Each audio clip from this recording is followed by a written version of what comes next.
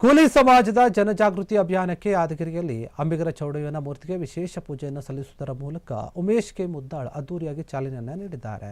ಇದೇ ವಿಚಾರವಾಗಿ ಜನವರಿ 21ರಂದು ರಾಜ್ಯ ಸರ್ಕಾರದಿಂದ ಚೌಡಯ್ಯನವರ ಜಯಂತ್ಯೋತ್ಸವದ ಕಾರ್ಯಕ್ರಮವನ್ನು ಹಮ್ಮಿಕೊಳ್ಳಲಾಗಿದೆ. ಯಾದಗಿರಿ ಜಿಲ್ಲೆಯ ಸೈದಾಪುರ ಸಮೀಪ ಇರುವಂತಹ ಜನವರಿ 4ರಿಂದಾನೇ ಜನವರಿ 19ರವರೆಗೆ ನಡೆಯಲಿರುವಂತಹ ಜನಜಾಗೃತಿ ಕಾರ್ಯಕ್ರಮಕ್ಕೆ ಅಂಬಿಗರ ಚೌಡಯ್ಯನವರ ಒಂದು ಜಯಂತ್ಯೋತ್ಸವವನ್ನು ಕೂಡ ನಡೆಸುತ್ತೆ ಸರ್ಕಾರ ಅಂತ ಹೇಳಲಾಗ್ತಾ ಇದೆ.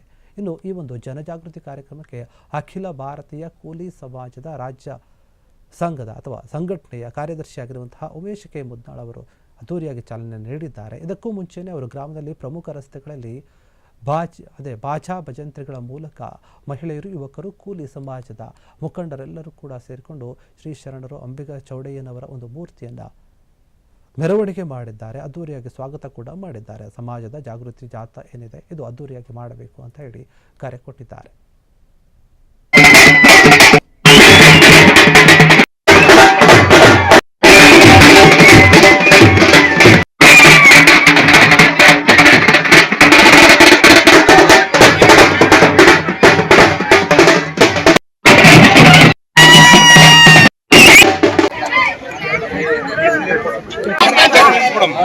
ಒಳ್ಳೆ ಕೆಲಸ ಮಾಡಿದ್ರಿ.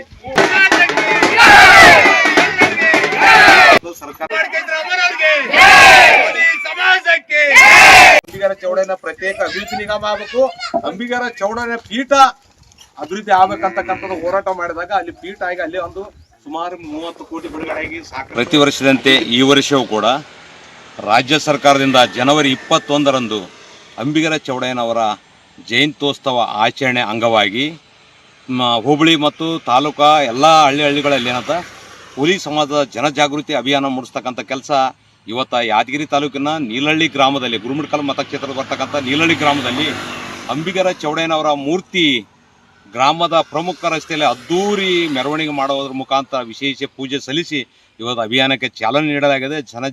ಜನರು ಎಲ್ಲರೂ ಜಾಗೃತರಾಗಿ ಅಂಬಿಗರ ಚೌಡಯ್ಯನವರ ಜಯಂತ್ಯೋತ್ಸವದ ಅಂಗವಾಗಿ ಮುಂಚಿತವಾಗಿ ಎಲ್ಲರೂ ಮಕ್ಕಳಿಗೆ ಏನದ ಕಡ್ಡಾಯವಾಗಿ ವಚನಗಳನ್ನು ಹೇಳಿಕೊಡುವುದರ ಮುಖಾಂತರ ಅಂಬಿಗರ ಚೌಡಯ್ಯನವರ ಜಯಂತಿ ಅದ್ದೂರಿ ಆಚರಣೆ ಮಾಡಲು ಎಲ್ಲರೂ ಬದ್ಧರ.